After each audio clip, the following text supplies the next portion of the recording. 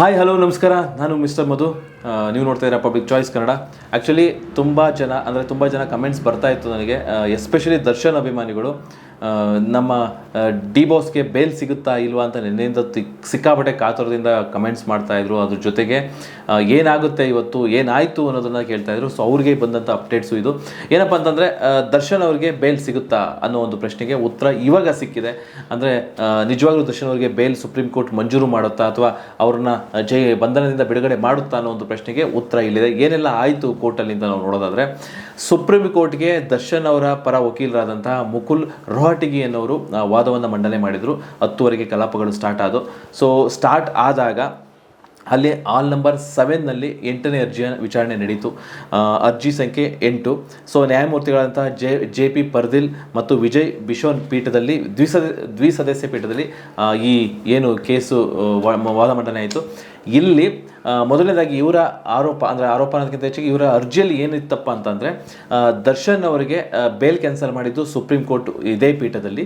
So ಹಾಗಾಗಿ supreme court bail cancel ಆದ ಮೇಲೆ ದರ್ಶನ್ ಅವರಿಗೆ ಜೈಲಿನಲ್ಲಿ ಸಹ ಕೈದಿಗಳ ಜೊತೆಗೆ ಬಿಡ್ತಾ ಇಲ್ಲ. ಅಂದರೆ ಒಂದು ಕ್ವಾರಂಟೈನ್ ಸೆಲ್ನಲ್ಲಿ ಹಾಕಿ ಬಿಸಿಲು ನೋಡಬೇಕು ಅಂತಂದ್ರೂ ತುಂಬಾ ಕಷ್ಟ ಆಗ್ತಿದೆ. ಕ್ವಾರಂಟೈನ್ ಸೆಲ್ನಲ್ಲಿ ಸ್ವಲ್ಪ ಮುಂದಗಡೆ ವಾಕ್ ಮಾಡೋಕ್ಕೆ ಅವಕಾಶ ಕೊಡ್ತಾರೆ. ಜೈಲಲ್ಲಿ ಒಳಗಡೆ ಬೇರೆ ಕೈದಿಗಳ ರೀತಿ ನನಗೆ ಹೊರಗಡೆ ಬಿಡ್ತಾ ಇಲ್ಲ. ಆಮೇಲೆ ಇನ್ನೊಂದು, ಮೂಲಭೂತ ಸೌಕರ್ಯಗಳು ಏನಿದೆಯೋ ಅದನ್ನು ಸಹ ಕೊಡ್ತಾ ಇಲ್ಲ.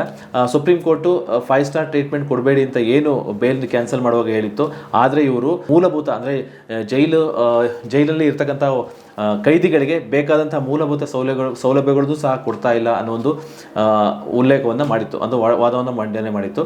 ಸೊ ಇದನ್ನೆಲ್ಲ ಕೇಳಿದಂತಹ ಸುಪ್ರೀಂ ಕೋರ್ಟ್ ನ್ಯಾಯಾಧೀಶರು ಏನು ದರ್ಶನ್ ಅವರ ವಿಚಾರಣೆ ನಡೀತಾ ಇದೆ CCH 57 ಕೋರ್ಟಲ್ಲಿ, ಸೆಷನ್ ಕೋರ್ಟಲ್ಲಿ ವಿಚಾರಣೆ ನಡೀತಿದ್ದು, ಆ ಕೋರ್ಟ್ಗೆ ಒಂದು ನೋಟಿಸ್ನ ಜಾರಿ ಮಾಡಿದೆ. ಏನಂದರೆ, ವರದಿಯನ್ನು ಸಲ್ಲಿಕೆ ಮಾಡಬೇಕು. ಏನಪ್ಪ ಅಂತಂದರೆ, ದರ್ಶನ್ ಅವರಿಗೆ ಜೈಲಿನಲ್ಲಿ ಸರಿಯಾದ ಟ್ರೀಟ್ಮೆಂಟ್ ಸಿಗ್ತಾ ಇಲ್ವಾ, ಅಂದರೆ ಸರಿಯಾದ ರೀತಿ ಅಂದರೆ ಮೂಲಭೂತ ಸೌಕರ್ಯಗಳು ಸಿಗ್ತಾ ಇಲ್ವಾ, ಇದೆಯಾ ಅನ್ನೋದ್ರ ಬಗ್ಗೆ ವರದಿ ಕೊಡಿ. ಅದ್ರ ಜೊತೆಗೆ ಇಲ್ಲಿವರೆಗೂ ಟ್ರಯಲ್ ಎಷ್ಟು ವಿಚಾರಣೆಗಳಾಯಿತು, ಅಂದರೆ ಎಷ್ಟು ಸಾಕ್ಷಿಗಳ ವಿಚಾರಣೆ ಆಯಿತು, ಇನ್ನು ಎಷ್ಟು ಸಾಕ್ಷಿಗಳ ವಿಚಾರಣೆ ಬಾಕಿ ಇದೆ, ಅದ್ರ ಜೊತೆಗೆ ಇನ್ನು ಈ ಕೇಸ್ ಮುಗಿಯೋದಕ್ಕೆ ಅಂದರೆ ಸಾಕ್ಷಿಗಳನ್ನ ವಿಚಾರಣೆಗಳ ಮಾಡೋದಕ್ಕೆ ಇನ್ನು ಎಷ್ಟು ಸಮಯ ಬೇಕು, ಸೊ ಆ ವರದಿಯನ್ನು ಕೊಡಿ ಅಂತ ಹೇಳಿದೆ. ಅದ್ರ ಜೊತೆಗೆ ಇಷ್ಟೆಲ್ಲ ವರದಿಯನ್ನು ಮುಂದಿನ ವಾರದಲ್ಲಿ ನೀವು ನೀಡಬೇಕು. ನೀಡಿದ ಮೇಲೆ ನಾವು ವಿಚಾರಣೆ ಮಾಡೋಣ ಅಂತ ಒಂದು ಸುಪ್ರೀಂ ಕೋರ್ಟ್ ಆದೇಶವನ್ನು ಮಾಡಿದೆ. ಸೊ ಈ ಆದೇಶದ ಮೇರೆಗೆ ಈಗ ಸದ್ಯಕ್ಕೆ ಅವರಿಗೆ ಬೇಲ್ ಸಿಗುತ್ತಾ ಇಲ್ವಾ ಅನ್ನೋದು ಪ್ರಶ್ನೆಗೆ ಉತ್ತರ ಸದ್ಯಕ್ಕೆ ಸಿಗ್ತಾ ಇಲ್ಲ. ಏಕೆಂದರೆ ಈ ವರದಿಯನ್ನು ನೋಡಿದ ಮೇಲೆ ಮಾನ್ಯ ಸುಪ್ರೀಂ ಕೋರ್ಟ್ ನ್ಯಾಯಾಧೀಶರು ಏನು ತೀರ್ಪು ಕೊಡ್ತಾರೆ ಅಂತ ಸೊ ಕಾದು ನೋಡಬೇಕಾಗತ್ತೆ. ಅದಕ್ಕಿಂತ ಮುಂಚೆ ಈಗ ಈ ವರದಿಯನ್ನು ಏನು ಕೇಳಿದೆ ಅದನ್ನು ಸೆಷನ್ ಕೋರ್ಟು ಸಲ್ಲಿಕೆ ಮಾಡಿದೆ. ಸೆಷನ್ ಕೋರ್ಟ್ ಅವರಿಗೆ ಸಲ್ಲಿಕೆ ಮಾಡಬೇಕಾಗುತ್ತೆ. ಅದಾದಮೇಲೆ ಮುಂದಿನ ವಾರಕ್ಕೆ ವಿಚಾರಣೆ ಮುಂದೂಡಿದ್ದಾರೆ. ಸೊ ಮುಂದಿನ ವಾರವರೆಗೂ ಕಾಯ್ದು ನೋಡಬೇಕಾಗುತ್ತೆ. ಏಕೆಂದರೆ ಇದು ಅಲ್ಲಿನ ತೀರ್ಪು ಏನಾಗುತ್ತೆ ಅಂತ ಯಾರೂ ಜಡ್ಜ್ ಮಾಡೋಕ್ಕಾಗೋದಿಲ್ಲ. ಒಂದು ವೇಳೆ ಇಲ್ಲಿ ಜೈಲಧಿಕಾರಿಗಳು ಸರಿಯಾಗಿ ನಡೆಸ್ಕೋತಾ ಇಲ್ಲ ಅಂತಂದರೆ ಏನಾಗ್ಬೋದು ಅಂದರೆ, ಸುಪ್ರೀಂ ಕೋರ್ಟ್ ಹೇಳ್ಬೋದು, ಸೊ ನಾರ್ಮಲ್ ಕೈದಿಗಳಿಗೆ ಏನೆಲ್ಲ ಸೌಲಭ್ಯ ಕೊಡಬೇಕು ಅದನ್ನು ದಯವಿಟ್ಟು ಇವರಿಗೂ ಸಹ ಕೊಡಿ ಅನ್ನೋ ಒಂದು ಆದೇಶವನ್ನು ಹೊರಡಿಸ್ಬೋದು.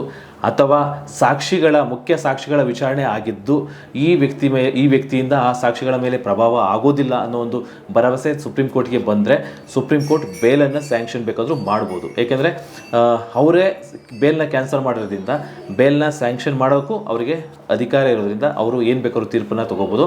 ಸೊ ಎನಿವೆ, ದರ್ಶನ್ ಅಭಿಮಾನಿಗಳಿಗೆ ಈ ಒಂದು ವಿಚಾರದಲ್ಲಿ ತುಂಬ ಕುತೂಹಲ ಇದೆ. ಯಾವಾಗ ನಮ್ಮ ಬಾಸ್ ಹೊರಗಡೆ ಬರ್ತಾರೆ, ಯಾವಾಗ ನಮ್ಮ ಬಾಸ್ ಎಲ್ಲರಂತೆ ಸಿನಿಮಾ ಮಾಡ್ತಾರೆ, ಯಾವಾಗ ಅವ್ರನ್ನ ಜೈಲಿಂದ ಹೊರಗಡೆ ನಾವು ನೋಡ್ತೀವಿ ಅನ್ನೋ ಒಂದು ಕುತೂಹಲದಿಂದ ಕಾಯ್ತಿದ್ರೆ ಅವ್ರಿಗೆಲ್ಲ ಒಂದು ಗುಡ್ ನ್ಯೂಸ್ ಬೇಕಾದರೂ ಆಗ್ಬೋದು, ಅಥವಾ ಒಂದಿಷ್ಟು ಅವರಿಗೆ ಕಠಿಣವಾದ ಶಿಕ್ಷೆಯಲ್ಲಿ ಸಡಿಲಿಕೆ ಆಗ್ಬೋದು. ಕಠಿಣ ಶಿಕ್ಷೆಗಿಂತ ಹೆಚ್ಚಾಗಿ ಅವರ ಜೈಲಿನಲ್ಲಿ ಹೇಗೆ ವಾಸ ಇದೆಯೋ ಅದಕ್ಕಿಂತ ಸ್ವಲ್ಪ ಮೂಲಭೂತ ಸೌಕರ್ಯಗಳು ಅವರಿಗೆ ದೊರಕ್ಬೋದು. ಏನು ಬೇಕಾದರೂ ಆಗ್ಬೋದು. ಸೊ ಕಾದು ನೋಡೋಣ ಏನಾಗುತ್ತೆ ಅಂತ.